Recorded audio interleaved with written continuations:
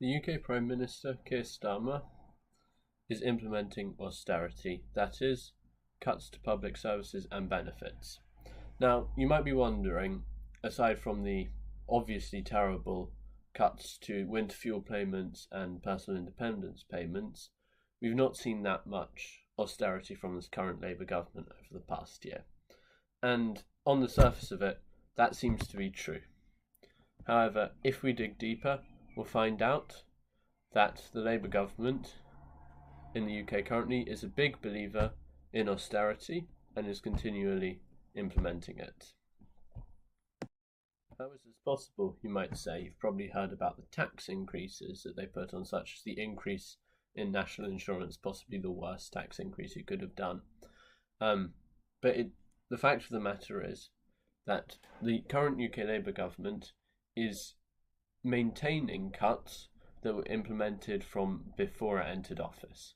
So ever since 2010, Conservative governments of various colours, including ones in coalition or supported by parties such as the DUP and the Liberal Democrats, have been implementing austerity, that is, vicious cuts. And these obviously bring terrible negative effects. If you want to hear more about that, I have a video you can watch. But most importantly, these cuts have not been reversed. These cuts are still there.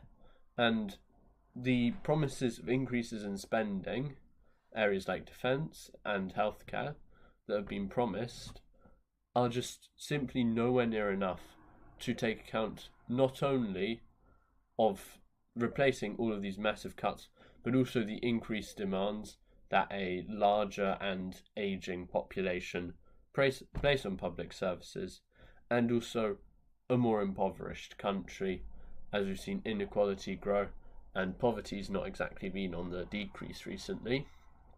We need these public services more than ever. Also, because we have a backlog of problems ever since, not only coronavirus, but ever since austerity started. And so, by not reversing these cuts, the Labour government is, in effect, continually, by negligence, implementing the austerity which is so harmful and so dangerous to our economy and to our society. Now, of course, you might be wondering, Keir Starmer, of course, said there will be no austerity 2.0, there will be no return to austerity. But obviously there will be no return to austerity because we are still in austerity, meaning we are still going to carry on getting the same problems developed by a lack of funding both to benefits and to public services. Thanks everyone, I hope you enjoyed the video. If you want to, I have more explainer videos about what austerity is, how it comes about, and of course why it is utterly ineffective at its own stated aims, as well as hugely destructive.